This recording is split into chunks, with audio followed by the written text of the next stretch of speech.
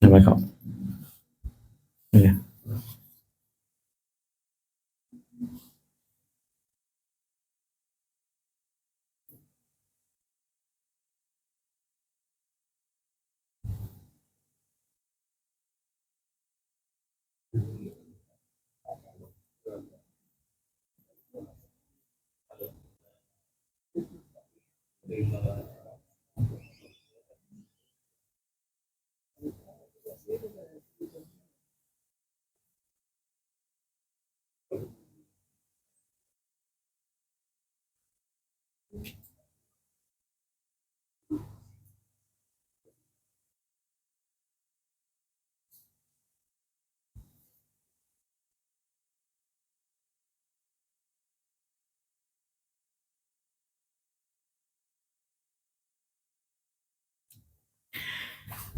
A'udzubillahi minasyaitonirrajim. Bismillahirrahmanirrahim. Assalamualaikum warahmatullahi wabarakatuh.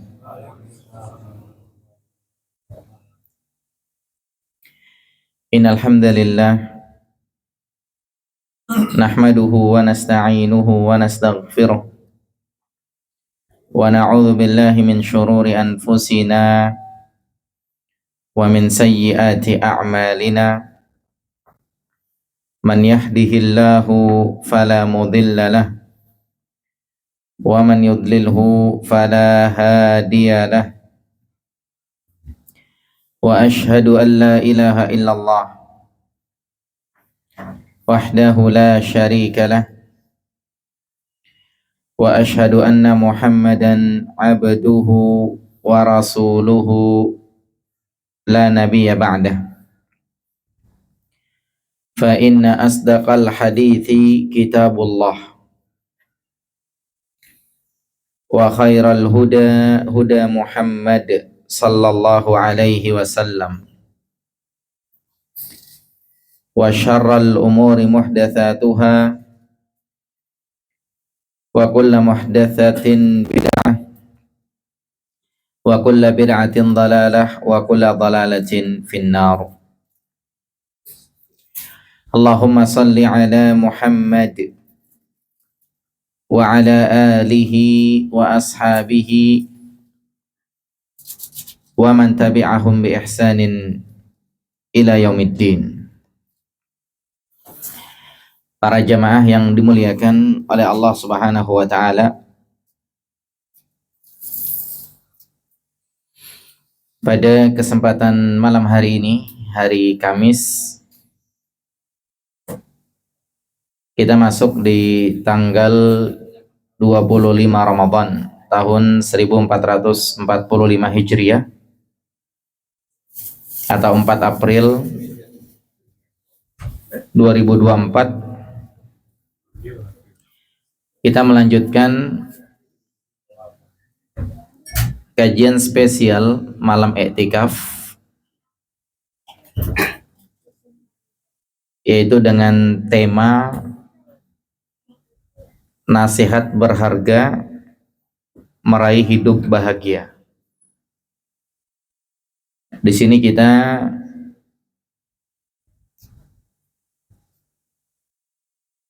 mengkaji kitab kecil, judul aslinya adalah Al-Wasail Al-Mufidah Lil Hayatis Sa'idah, bersama dengan guru kita Syekh Abdurrahman As-Sa'di rahimahullah.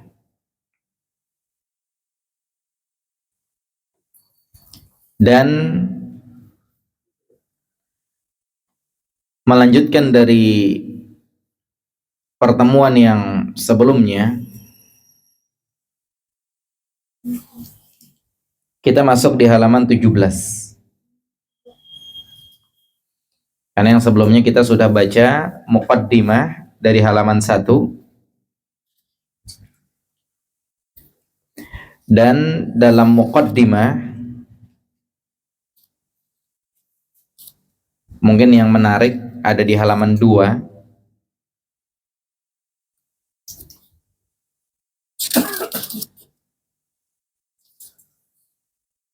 Yaitu dikatakan demi mendapatkan itu semua, di halaman 2 paling atas ya. Maksudnya demi mendapatkan kebahagiaan, ada beberapa faktor yang harus terpenuhi. Jadi untuk bahagia syarat dan ketentuan berlaku begitu. Apa saja itu? Nah, di sini disebutnya ada 3. Ada faktor agama sehingga nanti orang jadi bahagia. Kemudian ada faktor alami. Seperti kemarin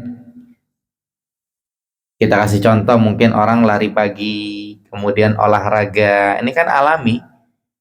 Dengan itu bahagia. Badannya jadi pada seger-seger gitu.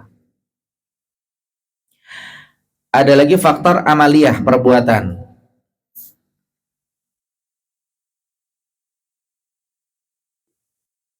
Orang-orang yang beriman itu lengkap, 3-tiganya punya. Agama punya, faktor alami punya. Kalau mau goes naik sepeda tinggal jalan gitu kan. Alami, bikin sehat, bikin bahagia. Sama perbuatan, kalau mau usaha, sukses, berhasil, punya duit banyak, senang juga, bahagia. Tapi kalau bukan orang beriman, bisa mendapatkan itu, ya mungkin butuh mentor. Sehingga nanti dia akan mendapatkan kebahagiaan. Cuman agamanya nggak dapat dia. Sebagaimana kemarin kita bahas. Nah, kemudian di halaman 5, kemarin kita masuk pembahasan nasihat berharga meraih hidup bahagia. Nasihatnya adalah iman dan amal soleh. Jadi faktor paling penting biar orang hidup bahagia, dia harus punya iman dan amal soleh. Dalilnya Quran di halaman 5. Ini surat An-Nahl ayat 97. Allah berfirman, "Man amila salihan," barang siapa yang beramal soleh, min dzakarin au untha, baik laki-laki ataupun perempuan, wa huwa mu'min, dan dia beriman. Berarti beramal soleh dan beriman. Iman dan amal soleh, laki atau perempuan. Falanuhyiyannahu hayatan thayyibah, akan kami kasih hidup bahagia.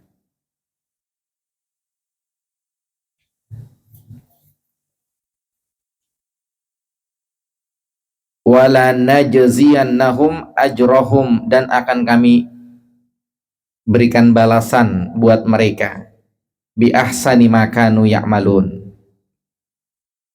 dengan balasan terbaik yang dulu mereka telah lakukan. Maka iman dan amal soleh kesimpulannya di halaman 6.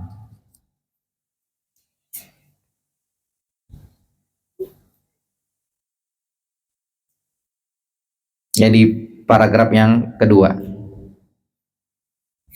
Dikatakan di dalam ayat ini Allah memberitakan dan menjanjikan bagi orang yang dapat memadukan antara iman dan amal saleh untuk mendapatkan kehidupan yang baik di dunia ini dan balasan yang baik pula di dunia dan akhirat. Berarti kesimpulannya, Allah menjanjikan orang yang punya iman dan amal soleh bakal hidup bahagia dunia dan akhirat.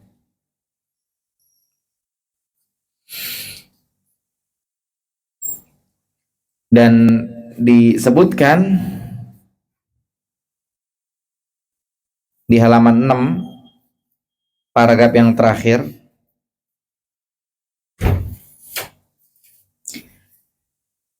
baris yang ketujuh, dikatakan apa di situ? Berarti dia sudah mempunyai pondasi yang kuat untuk menghadapi segala kemungkinan. Orang kalau punya iman dan amal soleh, dia punya pondasi yang kuat untuk menghadapi segala kemungkinan. Orang kalau punya iman dan amal soleh, dia punya pondasi yang kuat untuk menghadapi segala kemungkinan. Kemungkinannya apa? Di halaman 8.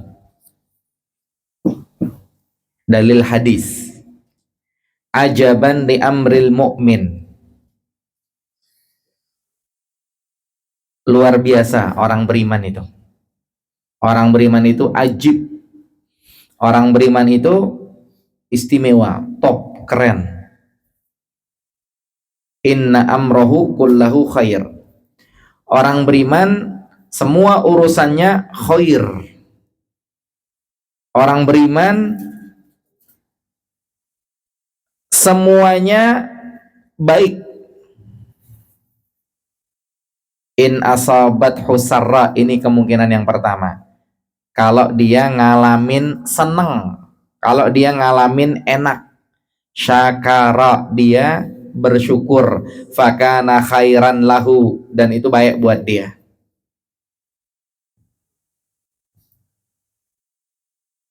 Wa in asabat hudarra, kalau dia ngalamin enggak enak, sabara, dia bersabar. Fakana khairan lahu, dan itu baik buat dia. Ada nikmat bersyukur, bagus. Ada musibah bersabar, bagus. Dua-duanya bagus. Walaysa dzalika li ahadin illa lil mu'min, dan itu enggak ada di orang lain. Adanya cuma sama orang beriman saja. Dia ngelamar kerja, ketika diterima dan itu pengennya dia, alhamdulillah, dia bersyukur. Dia ngelamar kerja, ketika tidak diterima padahal pengennya dia diterima gitu kan, ya dia bersabar, alhamdulillah ala kulli hal. Atau dia ngajuin apa, ketika di ACC alhamdulillah, ketika tidak di ACC alhamdulillah ala kulli hal. Intinya adalah orang kalau punya iman dan amal soleh, dia siap menghadapi berbagai kemungkinan yang ada di hadapannya.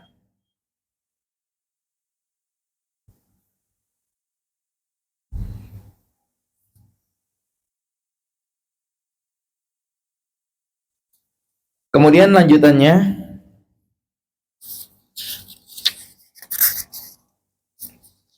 kita perhatikan berikutnya di halaman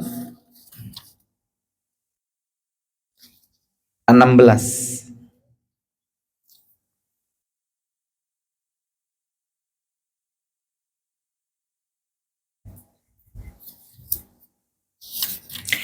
Ini penjelasan dalil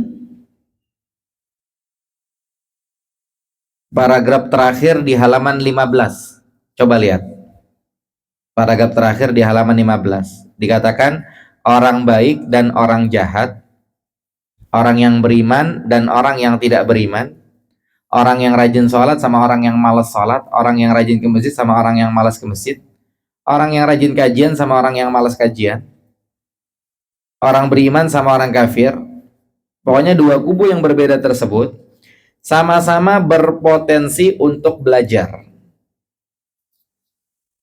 sama-sama berpotensi bisa berani.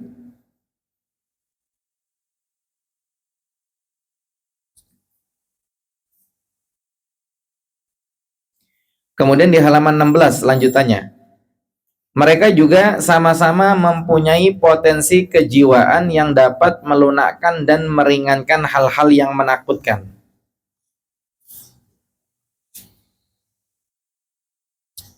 Jadi orang yang beriman bisa melakukan hal-hal yang bisa bikin dia bahagia.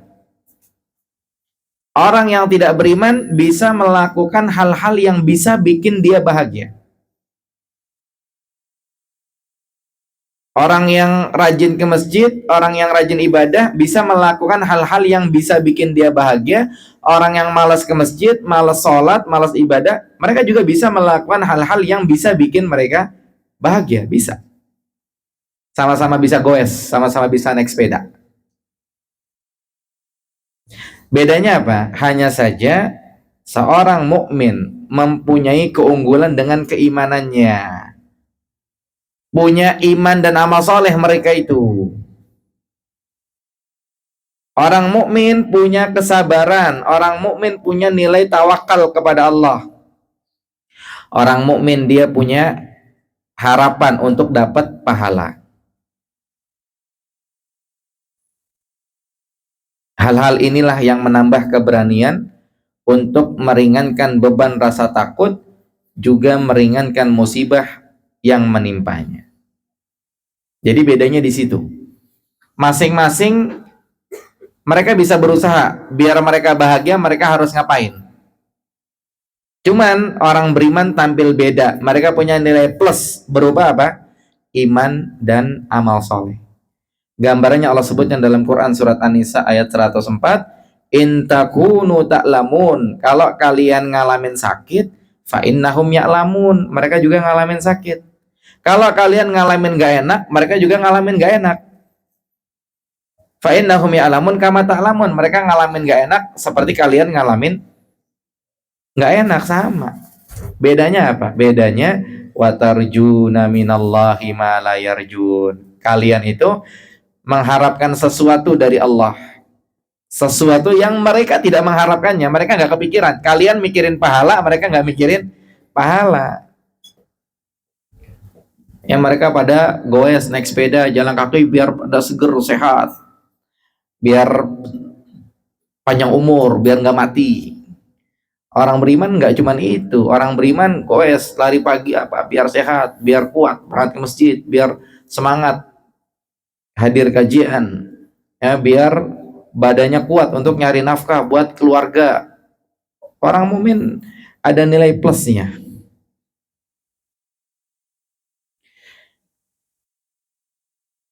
Kemudian juga beda kalau orang yang tidak beriman, mereka biasanya tidak sabaran.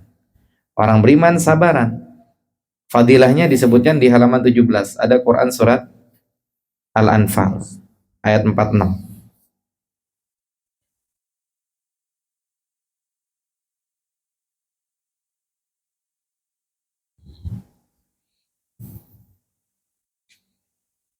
Allah berfirman, wasbiru innallaha ma'as sabirin.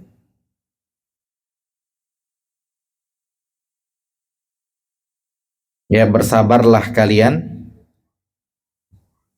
sesungguhnya Allah bersama dengan orang-orang yang bersabar. Jadi orang beriman ini sabaran, dan Allah akan bersama dengan mereka. Ini kelebihannya orang yang beriman.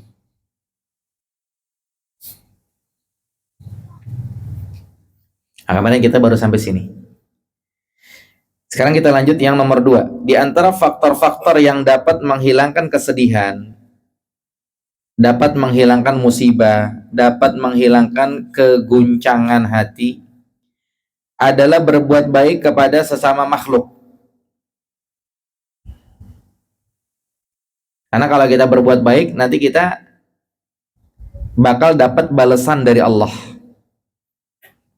Dikatakan berbuat baik melalui perkataan, berbuat baik melalui perbuatan, dan berbagai macam amalan baik lainnya. Allah Subhanahu wa ta'ala akan menolak kesedihan. Allah akan menghilangkan kesedihan Allah akan menghilangkan musibah dari orang soleh.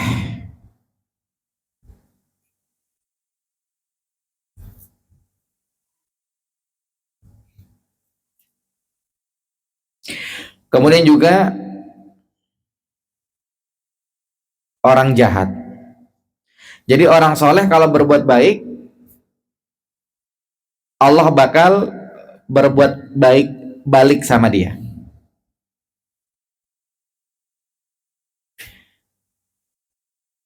Kemudian juga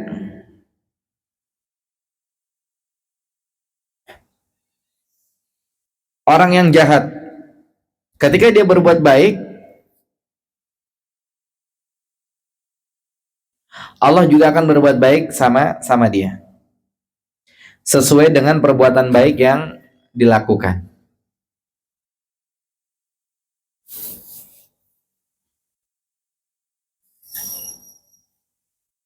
Jadi segala perbuatan baik ketika dilakukan sama orang soleh atau sama orang yang fajir, yang tidak soleh, kedua-duanya akan membawa manfaat. Hanya saja bedanya apa? Bedanya di halaman 18. Bagi seorang mukmin akan mendapatkan porsi yang lebih sempurna.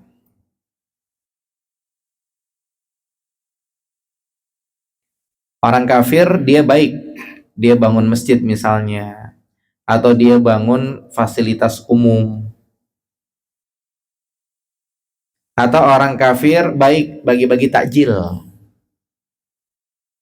Saya lihat gerombolan emak-emak pas lihat, orang kafir bagi-bagi takjil.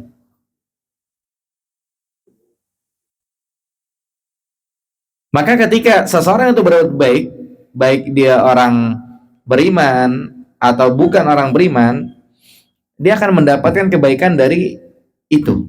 Cuman orang yang beriman dapat nilai lebih.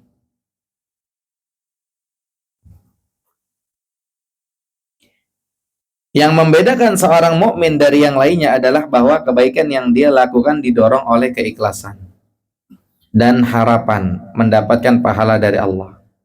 Dan hal itu memudahkan baginya untuk mendapatkan kebaikan yang dia inginkan. Allah juga akan menolak hal-hal yang tidak dia sukai,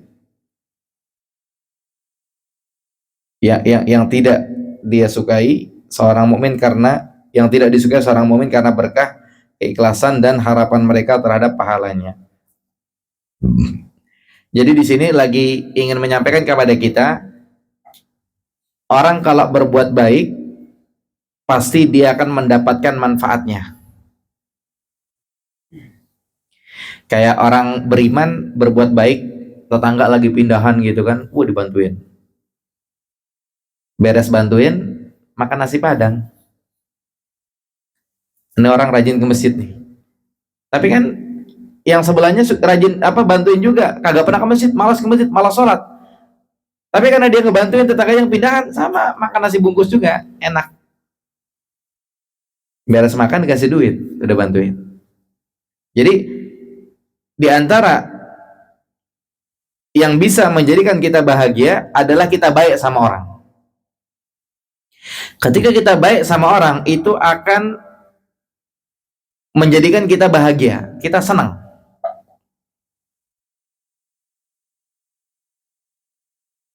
Ini kayak contoh, mungkin yang pernah haji, yang pernah umroh. Di sana itu ketika bagi-bagi minum, mereka baik gitu. Ayo minum. Tahu nggak yang bahagia siapa? Yang bahagia yang dikasih minum, dan yang ngasih minum lebih bahagia lagi dia. Gitu. Makanya para ulama mengatakan apa? Ketika datang tamu ke rumah kita kasih makan enak, itu tamu bahagia nggak? Jawabannya bahagia. Akan tapi ketahuilah, sahibul bait yang punya rumah jauh lebih bahagia lagi ketika dia membahagiakan orang lain. Jadi bahasanya apa? Bahagia dengan membahagiakan orang lain. Allah berfirman dalam Quran surat An-Nisa ayat 114, la khaira, tidak ada kebaikan, fi kasirin min najwahum, dari kebanyakan bisikan-bisikan mereka.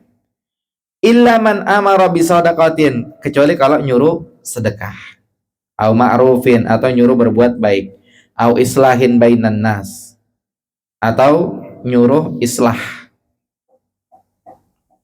Wa man yaf'al dzalika, dan siapa yang melakukan hal demikian, ibtigha amardatillah, mengharap ridha Allah, fasaufa nu'tihi ajran azima, akan kami berikan pahala yang besar. Tapi kalau dia tidak meniatkan ini, mencari ridha Allah, dia akan dapat kebaikan saja. Ya, dia akan dapat kebaikan.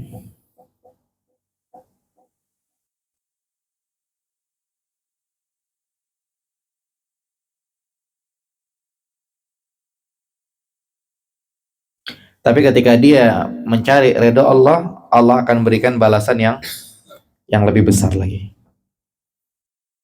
Nah, dijelaskan di halaman 19 paragraf terakhir, di dalam ayat ini Allah menginformasikan bahwa hal-hal yang disebutkan tadi semuanya akan bernilai baik bagi orang yang melakukannya, baik orang soleh ataupun orang yang tidak soleh. Dan sebuah kebaikan biasanya mendatangkan kebaikan dan menolak keburukan. Seorang mukmin yang hanya mengharapkan pahala Allah akan mendapatkan balasan yang besar. Di antaranya adalah dalam bentuk hilangnya kesedihan, kemudian hilangnya musibah, dan hal-hal yang mengganggu lainnya. Dengan caranya Allah, dia bakal bahagia. Ya, kayak orang kafir suka bagi-bagi makanan, Allah kasih kebahagiaan buat mereka pas mobilnya keluar gang. Oh, ini orang baik, ini orang baik. Dia kafir tapi baik-baik, dibantuin untuk bisa jalan, diparkirin. Jadi kebaikan itu mendatangkan kebahagiaan. Orang beriman ketika berbuat baik, maka dia bakal bahagia lebih dengan itu dibandingkan orang kafir. Orang kafir baik aja dia bahagia. Ya, lihat orang kafir bagi-bagi takjil, mereka tuh seneng loh. Mereka rapi-rapin di atas meja, wah mukanya happy-happy tuh. Nggak muka sedih mereka, nggak muka capek juga, senang. Bahagia dia dengan bahagia orang lain. Tapi orang beriman berlipat-lipat kebahagiaan yang mereka rasakan. Itu bedanya. Makanya sebab bahagia pertama adalah iman dan amal soleh, kata kuncinya. Walaupun yang berikutnya sempat disampaikan, yaitu dengan membahagiakan orang lain, kita jadi bahagia. Seorang ayah, seorang ibu memberikan kebahagiaan kepada anaknya, anaknya tuh senang, tapi orang tuanya lebih senang lagi karena ngelihat anaknya senang, kan begitu. Bahagia dengan membahagiakan orang lain.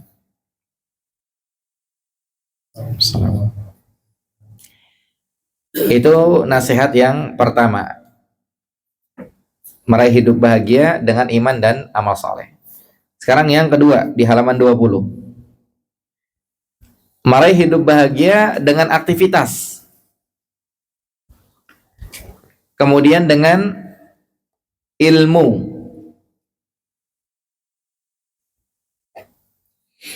dan konsentrasi. Gambarannya ini sebelum kita baca, kadang-kadang orang tua itu dia ada aja gitu kegiatannya, mungkin beres-beres apa, aktivitas. Yang muda kadang ngelihatnya gimana, kesian apa gitu kan, dia nggak tahu yang muda. Orang tua dengan begitu jadi bahagia dia. Karena apa? Ada aktivitas. Ya, ibu saya rahimahullah ketika sudah sakit-sakit itu aktivitasnya dagang es, dagang apa, dapat duitnya sehari berapa? Cuma 15.000, 30.000. Tapi bukan mikir dapat duitnya, mikirnya apa? Aktivitasnya. Aktivitas bisa mendatangkan kebahagiaan. Tapi detailnya kita baca coba ya. Yang pertama di sini dikatakan, di antara faktor yang dapat mengatasi guncangan jiwa karena tegangnya urat saraf, jadi nggak bahagia dia nih, atau mungkin dia gelisah Nah, di antara faktor yang bisa mengatasi itu adalah apa? Menyibukkan diri dengan berbagai aktivitas. Udah aktivitas saja biar biar apa namanya? Biar nggak pusing. Ambil vakum, nyalain, wah, ya kan? Cari sapu lidi, gesek-gesek. Kemudian lihat ada gelas apa, udah gerak aja udah. Ntar habis kajian makan, gelar gitu kan. Oh, aktivitas.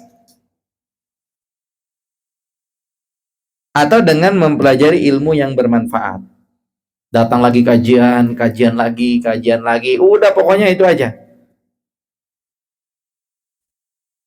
Sehingga menjadikan kita bahagia, memalingkan dari sesuatu yang sebetulnya bisa bikin kita sedih.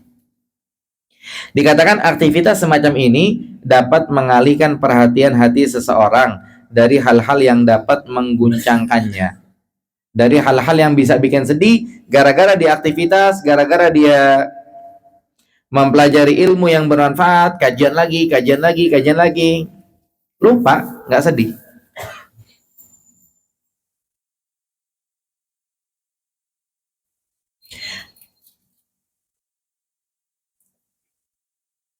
Ya kayak ibu saya meninggal, rahimahullah.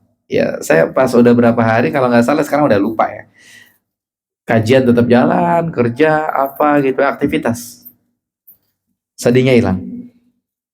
Atau mungkin seorang istri yang mungkin suaminya meninggal dunia. Berlarut-larut dia dalam kesedihan. Mungkin sudah berapa bulan, sudah berapa tahun. Ini solusinya, aktivitas. Kemudian belajar ilmu yang bermanfaat. Jadi lupa nanti. Gitu. Bahkan mungkin mampu melupakan faktor-faktor yang mendatangkan kesedihan dan musibah.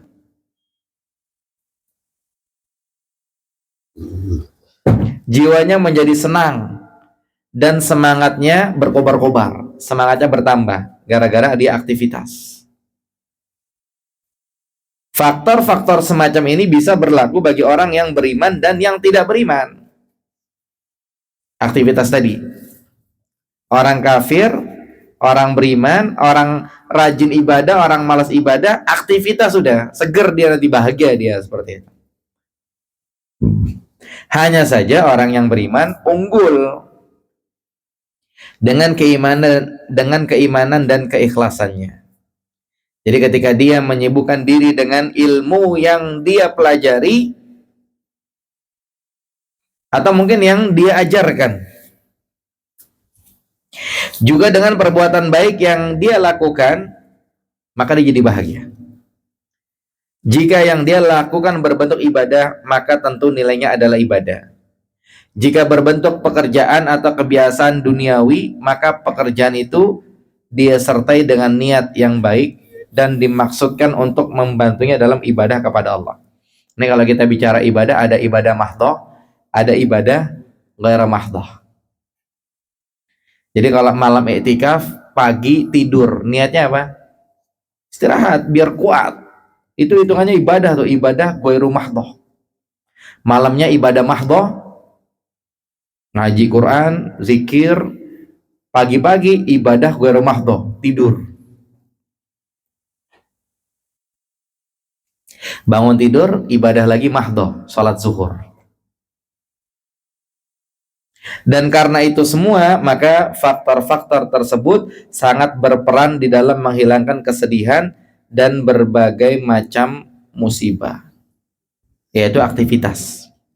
Ya, betapa banyak orang yang ditimpa kegoncangan hati, berapa banyak orang yang bawaannya sedih, kesedihannya berlarut-larut di halaman 22, sampai akhirnya dia ditimpa berbagai macam penyakit. Kesedihannya berlarut-larut. Makanya dikatakan ternyata obat yang paling tepat untuk itu adalah dengan melupakan faktor-faktor yang membuatnya gelisah, yang membuatnya sedih, dan menyibukkan diri dengan aktivitas-aktivitas penting. Kalau ini nanti mengerucut dia aktivitasnya belajar agama. Ya karena itu hendaklah kita memilih kesibukan yang disenangi dan diinginkan oleh jiwa. Sebab demikian ini dapat mempercepat hasil yang dimaksudkan, wallahu a'lam. Jadi ini secara umum semuanya bisa, yaitu aktivitas. Ya biasa orang tua nggak bisa diem pengen kerja, ya mungkin kebahagiaannya letaknya di situ.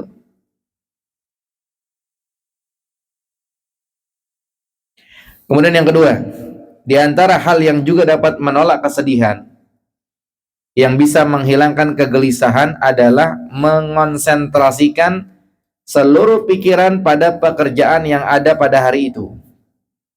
Tidak memikirkan hal-hal yang akan datang atau kesedihan yang pernah terjadi. Jadi aktivitas saja udah. Jadi ada keluarganya meninggal dunia, mungkin suaminya meninggal, istrinya meninggal, atau anaknya meninggal, jangan dinikmati nyaman, air mata ngalir terus gitu. Jangan, sibukkan dengan hal yang bermanfaat, konsentrasi dengan hal yang bermanfaat. Jadi jangan dinikmati sedihnya gitu. Karena itu Nabi SAW memohon perlindungan kepada Allah dari perasaan alham dan al-hazan.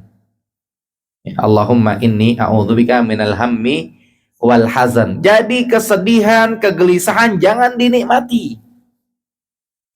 Dia lagi duduk termenung, toto air mata netes. Lagi ngapain? Lagi menikmati kesedihan. Ya, jangan dinikmati, mendingan ngopi, ya kan? Kemudian cari roti, kemudian balas-balas WA, baca-baca WA, atau baca Quran, ya kan? Jadi jangan dinikmati itu kesedihan, jangan dinikmati kesedihan. Cari aktivitas yang bikin dia nggak sedih. Masing-masing kita pernah ngalamin sedih. Mungkin yang handphonenya jatuh, pecah layar LCD-nya, tahu-tahu servis, aduh 1 juta. Itu kalau mau dipikirin sedih tuh. Ya kemudian yang motornya hilang lah, atau yang apalah, kalau mau dinikmati kesedihannya dipikirin sedih. Jangan dinikmati kesedihan itu. Hidup ini cuma sementara. Ya, yang qadar Allah menakdirkan akhirnya bercerai dengan istrinya, dengan suaminya misalnya. Udahlah, jangan berlarut-larut, cari ganti yang lain, banyak di luar kan begitu. Kemudian yang sedih, apa namanya, hari ini mungkin ada proyek-proyek yang tidak goal, usahakan yang lain. Jadi jangan dinikmati kesedihan itu. Nabi SAW berlindung minal hammi wal hazan. Kalau sebagian orang menikmati al-hammi wal hazan, salah. Yang benar Nabi itu berlindung dari al-hammi wal hazan. Jangan sampai dinikmati itu kesedihan. Di halaman 23, al-huzun artinya kesedihan atas hal-hal yang telah berlalu, yang sudah tidak mungkin ditolak dan diraih kembali. Kalau udah hilang ya udah hilang.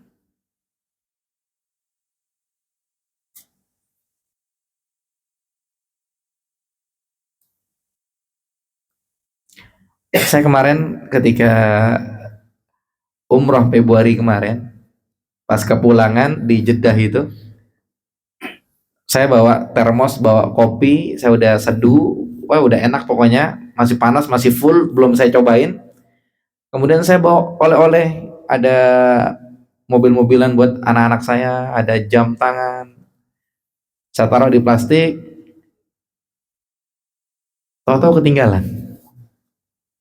Tapi alhamdulillah, atas pertolongan dari Allah, di hati saya sama sekali nggak ada sedih-sedihnya. Dan di situ momen saya untuk berdakwah kepada salah seorang jamaah yang dia sedih. Ketika saya tanya, kapan umroh lagi Pak? Dia bilang, sedih Ustaz, waktunya nggak ada, ini itu dan lain-lain. Kan umroh udah pernah buat yang lain lagi. Saya bilang sama dia, Pak, antum lihat muka saya sekarang nih, barang saya hilang, sedih nggak muka saya? Enggak kan? Antum harus seperti itu. Jadi kita berlindung dari kesedihan. Jangan dinikmati kesedihan. Cuman bukan berarti nggak boleh sedih, boleh kan? Ada, kita dengar Nabi SAW ketika Ibrahim anaknya meninggal, kemudian Nabi nangis. Salah seorang sahabat negor, ya Rasulullah kok nangis? Baru Rasulullah bilang apa? Ini tanda sayang gitu kan. Cuman tidak berlarut-larut menikmati kesedihan. Tahu-tahu di atas meja lagi asik-asik ngopi, netes air matanya. Kenapa Pak? Kenapa Bu? Ingat kemarin saudara yang meninggal, kesian. Ya, menikmati kesedihan dia. Jangan dinikmati kesedihan itu. Kemudian alham, artinya kesedihan yang terjadi karena perasaan takut terhadap hal-hal yang akan datang. Jadi kalau al-huzn udah lewat, nggak mungkin diulang. Kalau alham, ini yang akan datang. Jangan-jangan terkena kayak contoh minyak naik, sayur naik, cabai naik, ini naik. Oh, dia duduk aja di atas, ya Allah, ntar gimana? Rasulullah berlindung dari gitu-gituan. Dengan demikian seorang hamba akan menjadi ibnu yaumihi, anak di hari itu. Artinya apa? Dia akan giat dan bersungguh-sungguh memperbaiki hari dan waktu yang dia ada pada saat itu. Jadi nggak usah mikirin yang sedih-sedih, tetap semangat. Apabila hati dikonsentrasikan untuk hal ini, maka dia akan berusaha menyempurnakan semua tugasnya. Dia akan bahagia, nggak kebawa sedih. Dengan demikian, dia akan terhibur dari kesedihan dan musibahnya.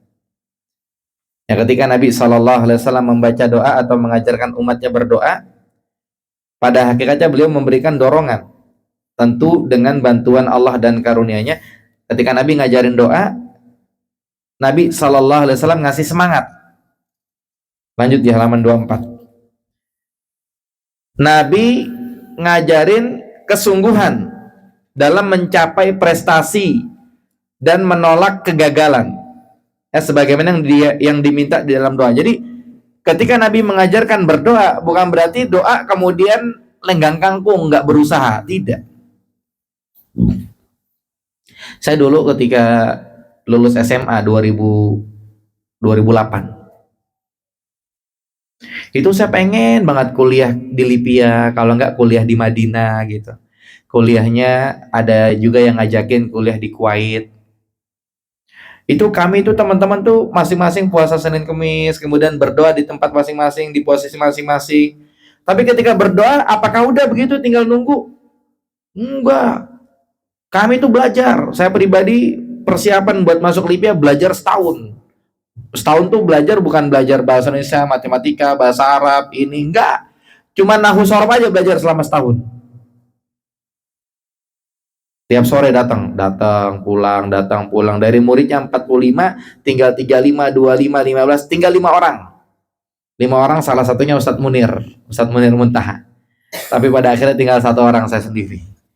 Karena mungkin beliau sibuk juga, karena waktu itu ngajar SD. Saya ngajar SMP waktu itu. Jadi yang jelas ketika Nabi SAW mengajarkan berdoa, bukan berarti diajarkan lenggang kangkung, tidak. Tapi kita diajarkan juga untuk berusaha. Kenapa? Karena doa bergandeng dengan perbuatan. Setiap hamba berusaha mendapatkan apa yang bermanfaat bagi dunia dan akhiratnya. Kayak orang berdoa, ya Allah, biar masuk surga, selamat dari neraka.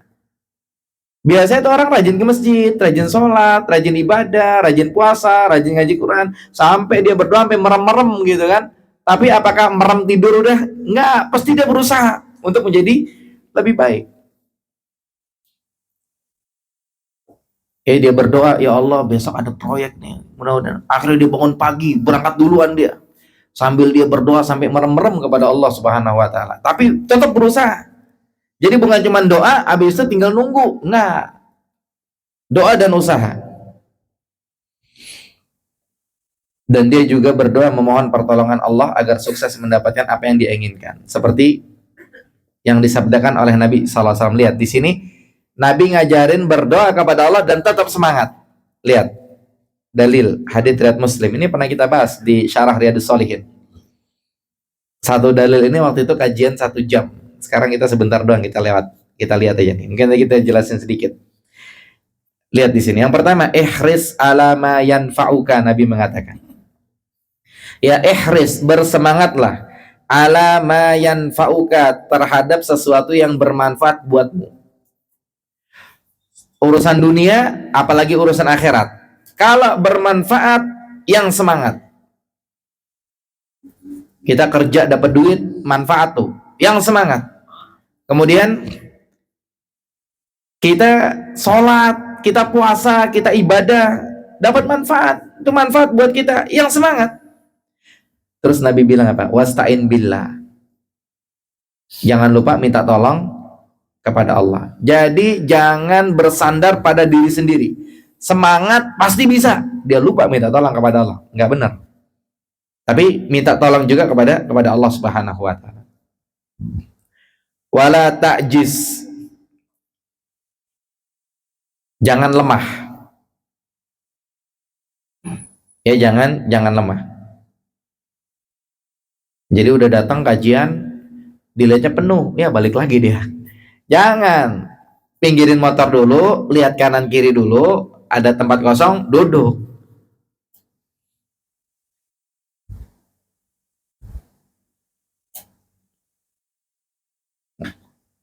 Jadi jangan lemah. Dan di antara gambarannya yang lainnya kayak kita misalkannya buka kitab. Kemudian kita pengen nyari satu permasalahan. Misalnya kita pengen nyari kapan tanggal berapa Lailatul Qadar. Pas kita lagi buka kitab, di situ ada penjelasan tentang sholat duha. Kita baca sholat duha. Baliknya lagi ada sholat syuruk, kita baca sholat syuruk. Itu namanya lemah. Harusnya fokus. Kita pengen nyari kapan Lailatul Qadar, udah itu aja gitu. Ini kadang kita ngalamin itu. Maka jangan lemah.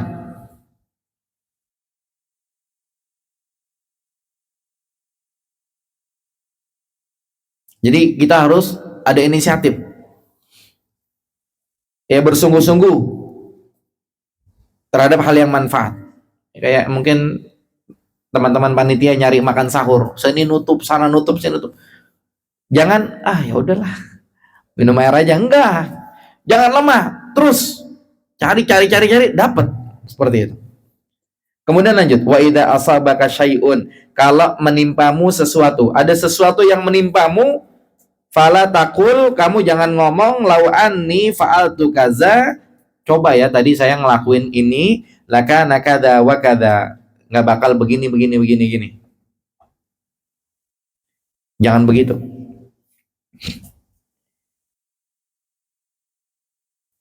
Kayak tadi saya jadwal tarawih di luar, di Kampung Duku. Jadi jalan ke sana, pengalaman saya itu ada dua. Yang pertama lewat Jalan Raya Bogor, kemudian yang kedua lewat dekat Jasa Marga Kampung Duku itu. Saya udah nyobain dua-duanya. Cuman tadi pas saya lewat Jalan Raya Bogor, banjir.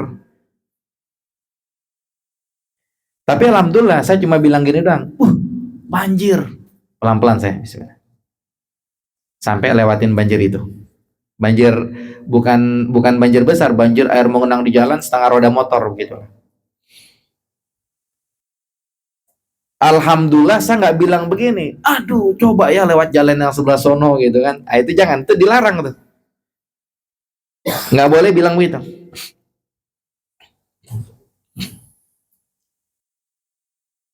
Ya saya juga ketika berangkat kerja gitu kan, saya dari kantor saya bisa lewat UKI, bisa lewat Dewi Sartika, Budiasi situ. Nah kemarin saya lewat Budiasi karena ada akses apa gitu loh. Wah ternyata macet sekali. Akhirnya saya bilangnya apa? Astagfirullah, macet. Selesai. Jangan bilang apa? Aduh coba ya tadi lewat UKI. Jangan. Kita nggak diajarin gitu sama Nabi SAW. Walakin kul, tapi kita diajarin bilangnya apa? Qaddarallah wa ma syaa fa'al, atau qadarullah wa ma syaa fa'al. Itu kita ngomong gitu. Artinya apa? Ya udah takdir, mau gimana lagi? Selesai. Ya udah takdir, ya mau gimana lagi? Selesai. Fa inna lau, karena kata-kata coba ya. Taftahu amal syaitan, dia membuka pintu setan. Membuka pintu setan jadinya apa? Jadi kita sedih, jadi kita kecewa, jadi kita sakit hati. Saya pernah bawa mobil, ya kan? Ketika lewat jalan kecil, itu belakang yang sebelah kanan itu mepet kena tembok. Kemudian udahlah bismillah, prek 500.000. Saya bilang apa? Qadarullah, selesai. Nggak ada sedih-sedihnya di hati. Ya qadarullah, mau gimana lagi? Seperti itu. Itu yang diajarkan oleh Rasulullah Sallallahu Alaihi Wasallam. Handphone saya layar LCD-nya pecah. Saya datang ketemu sama adik saya liatin. Qadarullah, selesai. Nggak sedih, gitu. Nggak sedih. Tinggal ke tukang servis, benerin, beres. Alhamdulillah Allah kasih ada dananya buat nyervis kan gitu. Ada lagi, saya punya saudara, saya lihat handphone dia udah pecah-pecah depannya gitu kan. Pas ke tempat servis, tahu-tahu 750.000, lumayan gede. Akhirnya dia nggak mau benerin. Saya bilang udah bismillah, benerin, gak apa-apa. Dan saya tanya kenapa tuh bisa jatuh, kesenggol sama temennya depan rumah. Akhirnya apa? Qadarullah, beres. Jadi nggak sedih. Ini nasihat buat saya yang ngomong juga, yang baca ini juga, yang bacain, sama kepada semua yang dengar. Besok kalau kita ngalamin apa, coba kita praktekkan ini. Jadi jangan coba ya. Kalau gitu ntar bikin tambah sedih. Ya bikin tambah sedih. Udah qadarullah, selesai. Ada salah seorang teman saya ngajar di salah satu sekolah. Dia megang motor tua. Akhirnya waktu itu dipakai sama temennya, kemudian qadarullah kecelakaan, jatuh apa gimana gitu kan. Wah, nyampe rumah istrinya tahu, wah coba aturan tadi jangan kasih gini gitu, bukan yang begitulah. Suaminya bilang apa? Udahlah, qadarullah, mau gimana lagi? Nggak sedih suaminya. Qadarullah cuma bilang gitu doang. Suaminya cerita sama saya.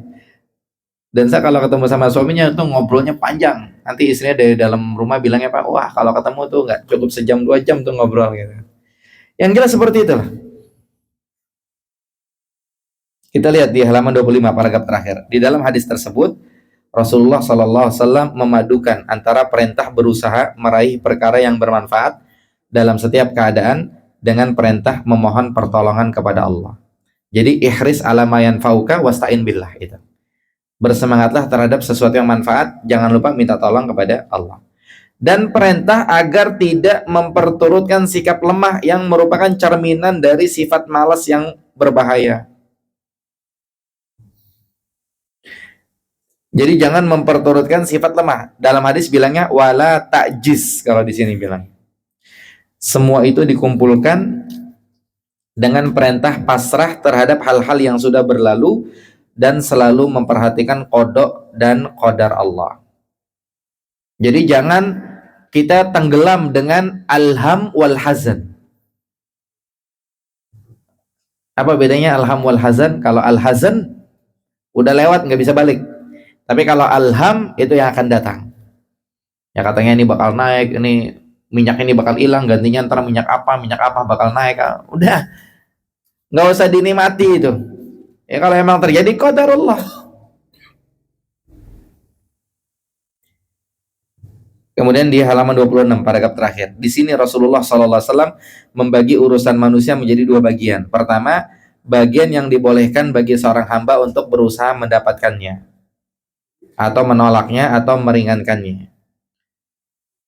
Kemudian bagian kedua adalah bagian yang tidak boleh atau tidak bisa disikapi seperti di atas, karena merupakan takdir dan kehendak Allah.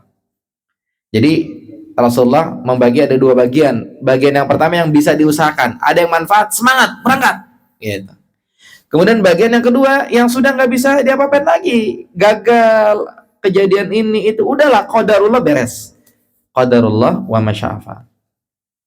Maka di sini seorang hamba dituntut tenang, rela, dan menerima, dan tidak diragukan lagi bahwa memperhatikan sikap semacam ini adalah faktor memperoleh kesenangan dan melenyapkan kesedihan.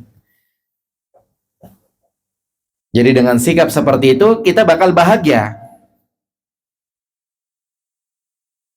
Ya, dengan sikap yang tadi disebutkan dalam hadis kita bakal bahagia. Silakan nanti dibuktikan. Terus terakhir satu lagi, yang ketiga.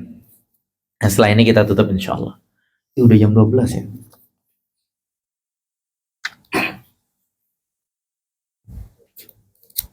Ini kan kita pertemuannya 4 kali. Ya kan? Saya udah tanda-tandain biru nih. Jadi sampai biru-biru ini udah ada 4 biru. Saya udah tandain. Nah, ini biru yang pertama, biru pertama. Saya udah targetin lah. Ini biru yang kedua. Kemudian ini.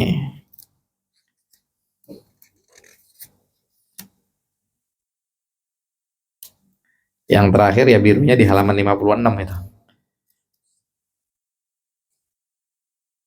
Tapi kalau mau ngikut tanda saya boleh lah. Jadi yang pertama di halaman 17.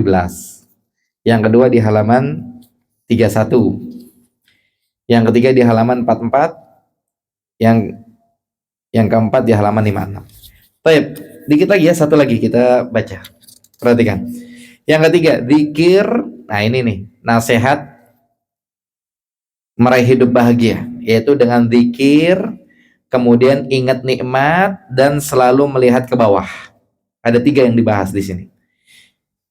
Yang pertama dulu, termasuk faktor utama yang mendatangkan sikap lapang dada dan ketenangan adalah banyak zikir kepada Allah. Zikir kepada Allah memberikan pengaruh ajaib guna mendapatkan kelapangan dada dan ketenangan serta menghilangkan kesedihan dan kesusahan. Zikir kepada Allah ada pengaruh ajaib bikin orang bahagia. Kita dalam keseharian kita ada orang marah-marah, berantem apa, istighfar. Dia astagfirullah. Ada efek ajaib, ada efek dahsyat ketika orang berzikir kepada Allah Subhanahu wa taala. Zikir pagi petang, kemudian zikir ba'da sholat, itu ada efek kebahagiaan di situ. Allah berfirman dalam Quran, surat Ar-Ra'd ayat 28. Ala bidzikrillah tatmainnul qulub. Ingatlah berzikir kepada Allah, tatmainnul qulub. Apa artinya? Berzikir kepada Allah bisa bikin hati bahagia. Kalau di sini terjemahannya kan hati menjadi tentram. Kurang nonjok ya. Kurang gigit. Nah, ini lihat nih. Ala bidzikrillah tatmainnul qulub. Ingatlah berzikir kepada Allah bisa bikin hati bahagia. Di halaman 28, paragraf kedua. Zikir kepada Allah juga akan memberikan pengaruh yang besar di dalam menggapai kebahagiaan karena zikir mempunyai keistimewaan dan karena adanya harapan hamba untuk mendapatkan pahala dan balasan Allah. Coba yang zikir yang suka baca zikir pagi petang, di situ ada salawat kepada Nabi sallallahu alaihi wasallam. Dan kita tahu Nabi sallallahu alaihi wasallam mengatakan man shalla alayya marratan wahidatan sallallahu alaihi biha asyra. Barang siapa yang bersalawat kepadaku 1 kali, Allah akan bersalawat kepadanya 10 kali. Itu saya pribadi dulu ya, cerita ketika saya SMP, SMA, saya baca zikir itu pagi petang itu. Itu kayak ada rasa-rasa sesuatu gimana gitu dalam hati. Ada kebahagiaan mengharap pahala dari Allah, pengen dapetin itu. Barang siapa yang bersalawat kepadaku 1 kali, Allah akan bersalawat kepadanya 10 kali. Atau di malam Lailatul Qadar disunahkan banyak baca apa? Allahumma innaka afuwun tuhibbul afwa fa'fu anni. Coba rasakan sesuatu dalam hati ketika kita baca itu. Atau ketika kita berzikir, kita berdoa kepada Allah, Rabbana atina fid dunya hasanah wa fil akhirati hasanah wa qina adzabannar. Atau kita ngelihat Ka'bah di TV, gambar, dan kita tahu-tahu hati terenyuh, kita berzikir kepada kita bilang apa? Ya Allah, pengen ke sana, kasih kemudahan ya Allah. Maka berzikir kepada Allah bisa bikin hati bahagia. Kadang-kadang muncul nama yang diterima kerja atau nilai ujian atau kocok arisan, bismillah, bismillah. Habis itu pas gini, ya bukan kita, belum rezeki. Alhamdulillah belum rezeki, besok kali itu bahagia. Berzikir padahal ngocoknya udah sambil merem-merem, bismillah, bismillah, zikir. Bahagia, zikir itu bisa bikin bahagia. Yang kedua, lihat, di antara faktor kebahagiaan adalah mengingat dan membicarakan nikmat-nikmat Allah yang tampak maupun yang tidak tampak. Jadi kita cerita nikmat Allah. Dengan mengetahui dan membicarakannya, niscaya Allah akan menolong kesedihan yang ada dan mendorong hamba untuk selalu bersyukur.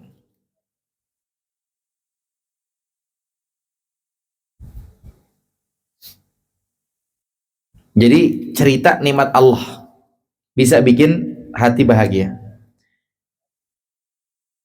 Ya, syukur atau berterima kasih adalah sikap yang sangat mulia dan terpuji. Walaupun seseorang berada di dalam kondisi fakir, sakit, dan tertimpa berbagai macam ujian lainnya. Jika seorang hamba ingin membandingkan antara nikmat-nikmat Allah yang tak terhitung jumlahnya dengan jumlah musibah yang menimpanya, tentu musibah itu tiada artinya.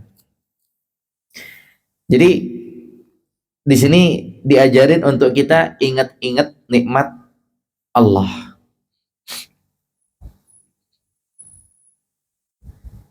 Ya kita alhamdulillah. Nanti yang satu bilang ya, saya alhamdulillah, saya di kantor begini gini. Yang satu lagi, sama, saya juga alhamdulillah gini. Yang satu lagi cerita lagi, sama, alhamdulillah. Maka ingat nikmat Allah bisa bikin hati bahagia. Bahkan di paragraf kedua ya, di halaman 29. Bahkan jika ada musibah yang menimpa seorang hamba, lalu dia hadapi dengan kesabaran, dia rela, kemudian dengan sikap menerima, maka bebannya akan menjadi ringan. Pada waktu yang sama, harapannya untuk mendapatkan pahala dari Allah, pada waktu yang sama harapannya untuk mendapatkan pahala Allah dan ibadahnya kepada Allah di dalam bentuk menjalankan perintah untuk bersabar dan rela akan mengubah sesuatu yang pahit menjadi manis. Manisnya pahala dapat membuatnya lupa akan pahitnya bersabar menahan musibah.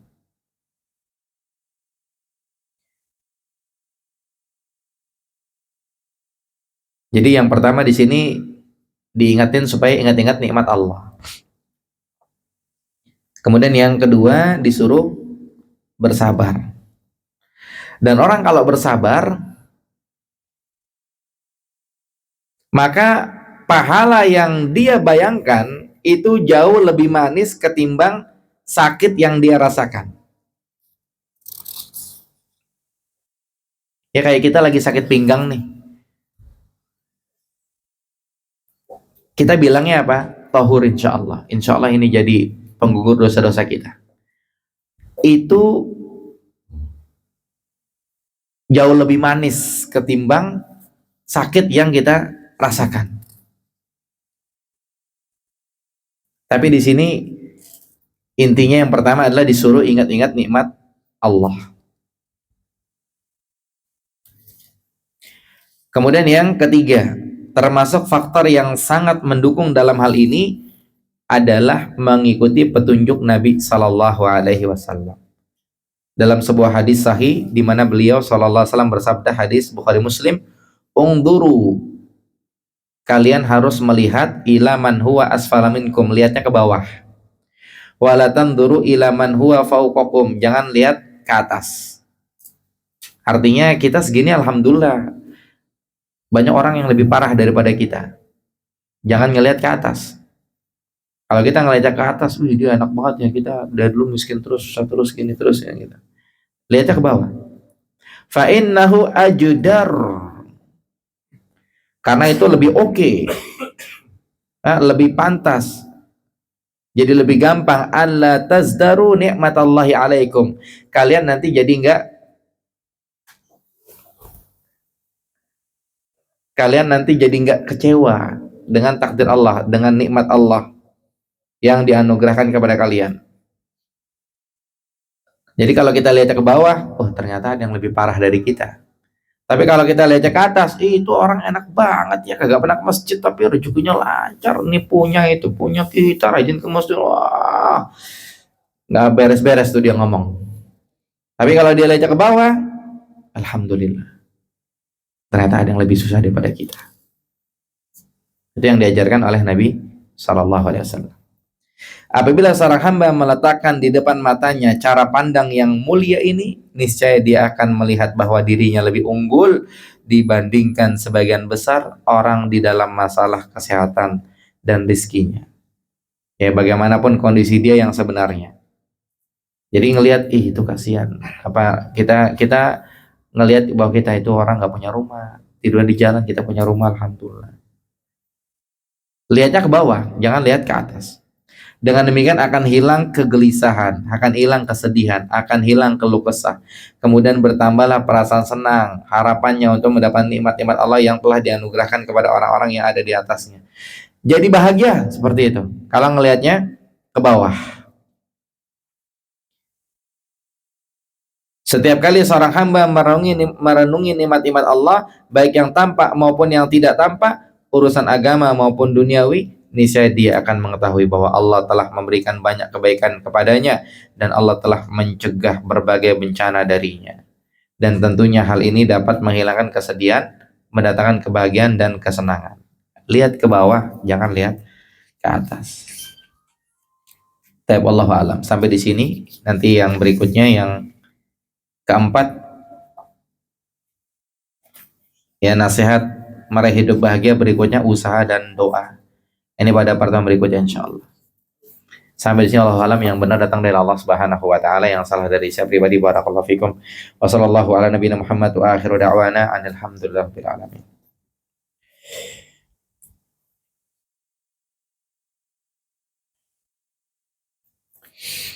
Nah, di sini ada pertanyaan. Assalamualaikum Ustaz. Waalaikumsalam. Mohon pencerahan, apakah Lailatul Qadar hanya didapatkan oleh orang yang i'tikaf saja? Jawabannya tidak. Apakah Lailatul Qadar hanya didapatkan oleh orang yang i'tikaf saja? Jawabannya tidak. Orang yang tidur aja dapetin Lailatul Qadar. Orang yang kagak ibadah juga dapetin Lailatul Qadar. Makanya dalam hadis itu bahasanya bilangnya apa? Man hurima faqad hurim. Siapa yang diharamkan, maka dia telah diharamkan. Maksudnya apa? Kalau kagak rezekinya dia dapetin Lailatul Qadar, maka bukan rezekinya dia. Itu. Jadi kalau Lailatul Qadar semuanya dapetin Lailatul Qadar, cuman ada yang dapetin Lailatul Qadarnya lagi macet-macetan di jalan, ada yang dapetin Lailatul Qadarnya lagi tidur asik di rumah, ada yang dapetin Lailatul Qadarnya lagi maksiat, lagi mabuk, lagi mencuri ini dan lain. Ada yang dapetin Lailatul Qadarnya lagi ngopi, ada yang dapetin Lailatul Qadarnya lagi berzikir dan seterusnya. Dan Lailatul Qadar itu kan berlangsung dari awal sampai akhir. Misalkannya awalnya, contoh nih ya, awalnya beduk maghrib, akhirnya azan subuh, itu durasi Lailatul Qadar.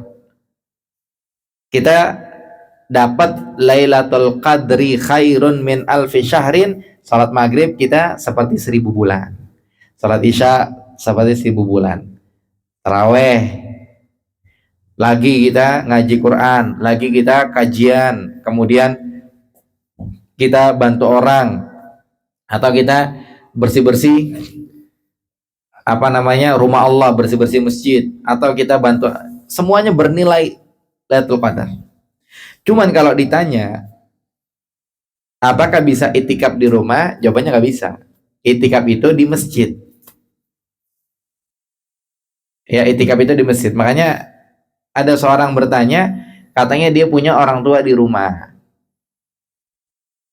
Yang lebih afdal buat dia bagaimana nih? Itikaf di masjid apa di rumah? Ya, yang pertama lebih afdal buat orang itu mungkin di rumah. karena untuk bantu orang tuanya gitu sendirian. Kemudian yang kedua, Lailatul Qadar didapatkan oleh mereka yang di rumah dan yang di masjid. Kemudian yang ketiga, kalau iktikaf ya di masjid. Iktikaf nggak ada cerita iktikaf di rumah, nggak ada. Masuk. Map biru di atas meja. Jadi iktikaf itu di masjid. Tapi kalau Lailatul Qadar, apakah hanya didapatkan oleh orang-orang yang iktikaf saja? Tidak. Sehingga apa namanya, yang bawa snack iktikaf di malam itu, yang bawa snack iktikaf di malam itu lebih baik daripada 1000 bulan.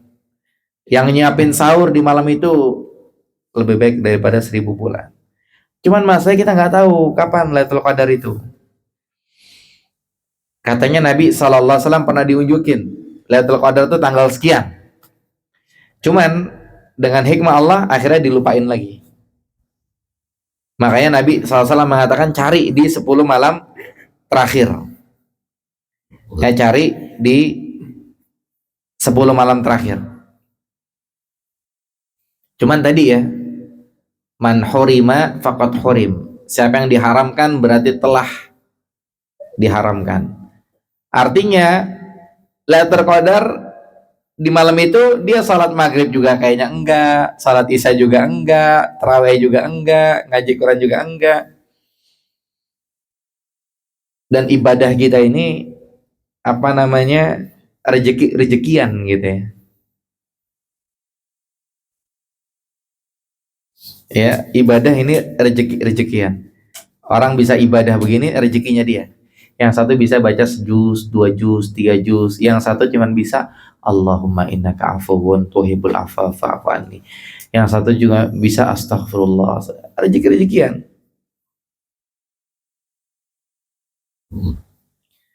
Apakah kamar yang berada di masjid layak digunakan beriktikaf? Iya. Dulu Nabi SAW iktikaf bikin kamar-kamar di masjid itu. Jadi bawa rumah-rumahan, tenda di masjid itu. Pokoknya di sini patokannya bukan kamarnya, tapi patokannya adalah masjid. Kayak apa namanya, misalkannya masjid ini ada kamar 3. Mungkin di lantai 1 ada kamarnya 1, di lantai 2 ada kamarnya apa namanya 2 gitu. Kemudian dia itikaf di situ, dia ngaji Quran, kan judulnya di masjid gitu. Jadi berdiam diri di masjid. Dan kamar yang ada di masjid hitungannya dia di masjid. Cuman memang apa namanya, seperti apa namanya, pantasnya itu ya kamar itu tuh buat istirahat. Cuman kan di sini, apakah kamar yang berada di masjid layak digunakan beritikaf? Kalau yang dimaksud layak digunakan untuk beritikaf artinya dia ibadahnya di situ, ya jangan. Cuman kayak contoh dulu Nabi SAW itu bikin tenda-tenda di masjid, kemudian istri-istri diajak untuk itikaf, diboyong semuanya gitu kan untuk itikaf. Itikafnya ya di masjid, kita ngaji Quran apa gitu. Ntar kalau capek masuk kamar tidur gitu. Ya, kalau kita di sini nggak ada kamar ya, bikin kamar masing-masing. Ada yang kamarnya di sini, di sini, di sana. Ambil posisi kamar masing-masing. Jadi, apakah kamar yang berada di masjid layak digunakan beriktikaf? Kalau artinya ada kamar gitu, kayak kamar di rumah gitu kan, ada kasur apa, kemudian dia di atas kasur, ya kan? Kayaknya kurang mantep aja gitu. Masa dia ngajinya di atas kasur, dia sholat, kan ada tuh yang itikaf tuh yang apa namanya tahajud ya, diambil wudhu, sholat 2 rakaat gitu. Masa sholatnya di kamar di atas kasur, kan kayaknya kurang kurang keren gitu lah. Jadi kalau begitu pemahamannya tinggal dikondisikan saja. Cuman kalau apa namanya, dalam arti itikaf di kamar itu dalam arti udah capek ya istirahat, masuk kamar tidur ya nggak apa-apa. Gitu. Wallahu a'lam. Ada pertanyaan lain?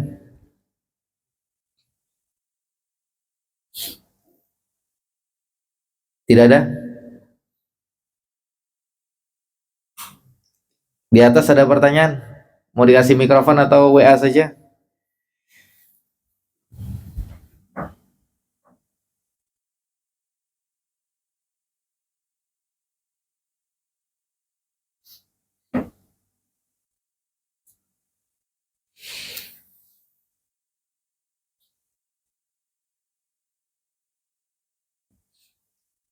Tapi kalau tidak ada pertanyaan berarti sampai di sini kita tutup ya.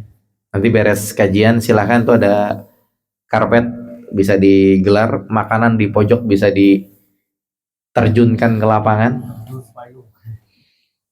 dan insya Allah kita lanjutkan besok ya. Sampai di sini yang benar datang dari Allah, yang salah dari saya pribadi. Barakallahu fikum.